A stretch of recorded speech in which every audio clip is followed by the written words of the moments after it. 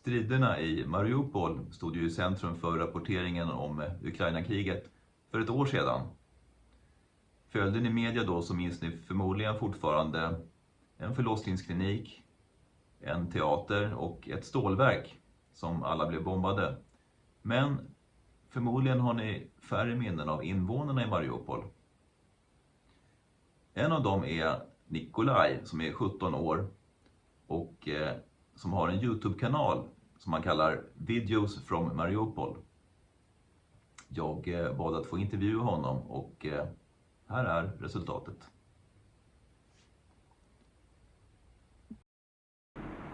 So, it's nice to meet you, Nikolaj, or Nick as you call yourself in YouTube. My name is Tobias. Nice to meet you too, Tobias.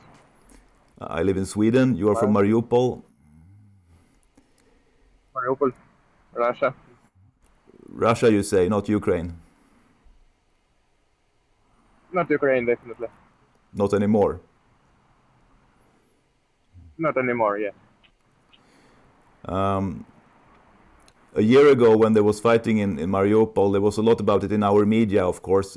We learned that Russia was bombing Mariupol from the air, that much of the city was destroyed, and people felt really worried. This was the most worrying situation in the war, at least in the beginning, and still I don't remember anything as bad as the situation in Mariupol, the way it was reported during this war. Mariupol is still probably, well, of course you can mention places like Bakhmut, but there are small places. Mariupol is a large city, and it was hardly hit by the war. And you were there all the time when the fighting was going on. Yes, I left Mariupol only in the end of April when the city already was liberated, but in Azovstal there was still Azov soldiers. So you say it's liberated? Yes, liberated. And that is how you view it now. Was that the way you saw things before the war started as well? Before started at the middle in February, in 10th of February, like this, yes? Or earlier in 2014? Yeah, both. I mean, you're a young person. In 2014 and 15, you were only 8-9 years old. Yes, but I was born in Donetsk, and I left here because of that war. In 2014, my family supported Russia, but in Donetsk there were awful life, and we cannot live there, so we left to Mariupol. Our friends gave us home here, apartments, so I lived in Mariupol since 2014. Also, in Donetsk there was shelling there, and once was explosion near my house, like 10 meters from my house, so I cannot stay there in 2014. So did you feel angry with Ukraine already then, or I mean, you said your parents supported Russia, but was this an important thing for you? The situation with the war and the political situation? Actually, I really don't like Ukraine because maybe they should make something peaceful, like, how to say it?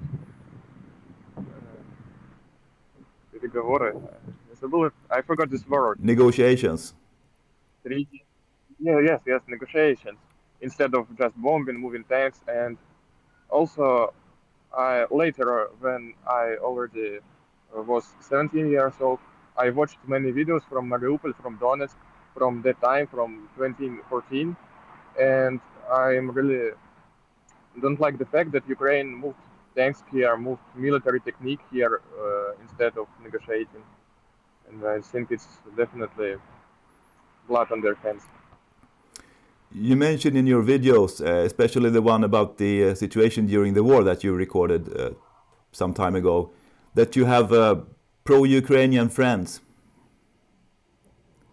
Yes, I have many of them. Most of them almost all of them left to Kiev, to Dnipro, and also to Europe. But I also have two friends here who is pro-Ukrainian, but like 10 friends who are pro-Russian. So there aren't many pro-Ukrainians. There are almost none of them.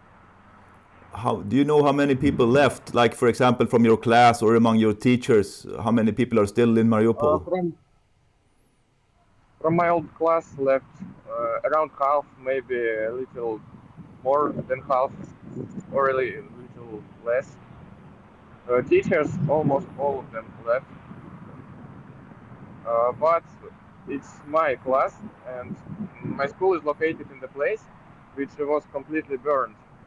So the people who left, they just have not houses to live here, and many places which more undamaged by war, and people are still living here. I don't know, maybe 100,000 people still living here, but more like old men and middle-aged men, young men are, young people are more with it.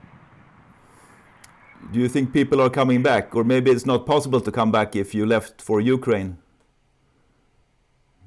It is really hard to come back, especially for men, because it's mobilization in Ukraine. But people are coming back, especially after town is getting rebuilt. Even pro-Ukrainian peoples are returning here, and I think the city definitely will live. And you think the pro-Ukrainian people will be okay with living in what is now Russia? Definitely, because politics matters not as much as money matters, and I mean here we have no air alerts, we have no energy, electricity shutting down, so it's better to live here than in Kiev. Hmm. And do you think that? And also, when it's only over in summer, there was nothing, and there were many money to earn because there were no rivals, and you could just open shop or some business, no taxes, so you could easily get rich, become rich in summer, in autumn. And you also showed in other videos how Russia is rebuilding Mariupol and Yes, I can even show. Can you see these houses before yes. me? It was renovated in the autumn, in October. Before this, they were gray Soviet, no, like in 1970s. And also, I don't know, can you see it? But there are, uh, oh, there are some works on the road. So even here. It's a bit blurry, but I think I could see what you meant. It's still sort of not quite clear to me The, about the destruction a year ago. Like, were most houses destroyed by Russian bombs from the air, or was it ground fighting where Ukraine actually? blown fighting by mortars.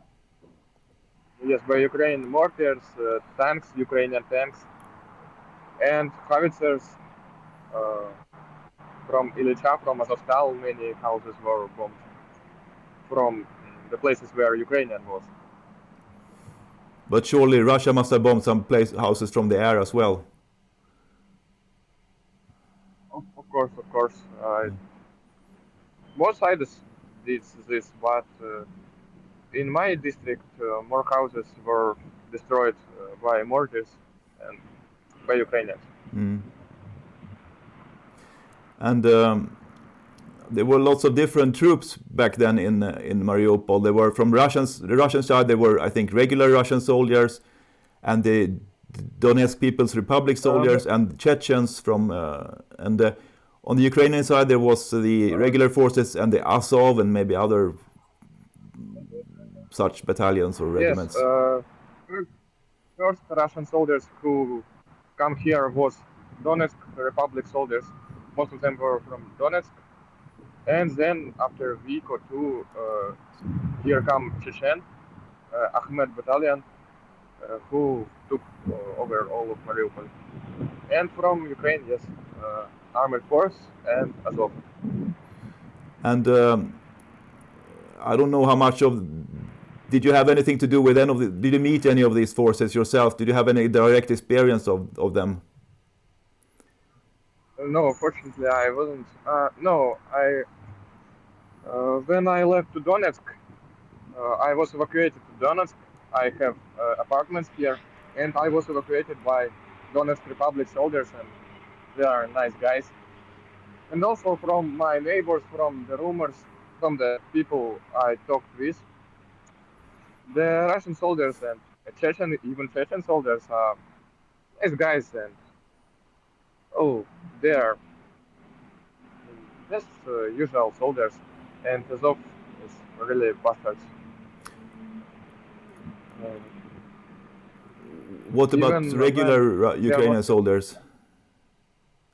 regular Ukrainian soldiers, I didn't heard much bad about them. I heard many different information. I think some of them are normal guys and some of them are bastards too. So why are the Uh, Azov bastards? they You think? are Why do you think they are bastards? The Azov soldiers. Azov because I heard they're just shooting people. Their snipers was and they're just shoot at civilians. I heard it from my friends and from neighbors. And also when there was a curfew, it's called curfew when at night you cannot move, right? Uh, like in the time you cannot move on the streets. So Azov soldiers just shoot at everyone who they see. It's children, women. They just shoot at everyone. And Russians just check documents. Well, also Azov killed all of Russian. There were cases when someone from Mariupol published a video. In some places there were internet. I haven't internet, but someone had. And if someone published a pro-Russian video from Mariupol when they were fighting, those soldiers just come to him and kill him.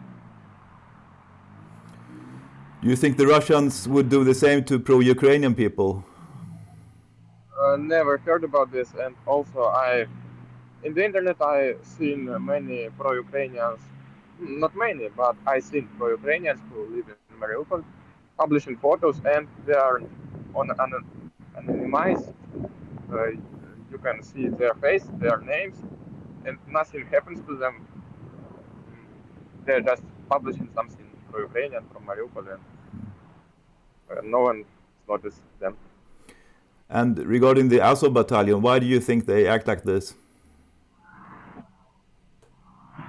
Regarding the, I think it's because they are fanatics. They think that Ukraine is European. It's like Nazism, Aryan race or something like this, and Russia is uncivilized, like orcs.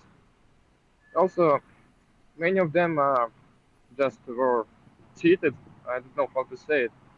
Were lied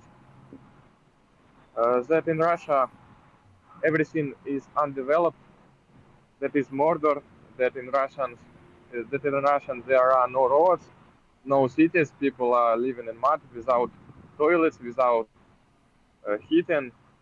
It isn't true. I've been in Moscow, I've been in Rostov, I've been in many Russian cities, and they are living better than Ukrainian cities. But many people believe that Russian world, it's a propaganda term, "Русский мир," is something really awful, scary, and well, they think that they are defending civilization. They think that they are defending freedom. But also, it is about Nazism. They think that Ukraine should prevail and Russia culture should be destroyed. But if they think they are fighting for civilization, wouldn't they try to act in a more civilized way? I don't know really. it's hard for me to understand them because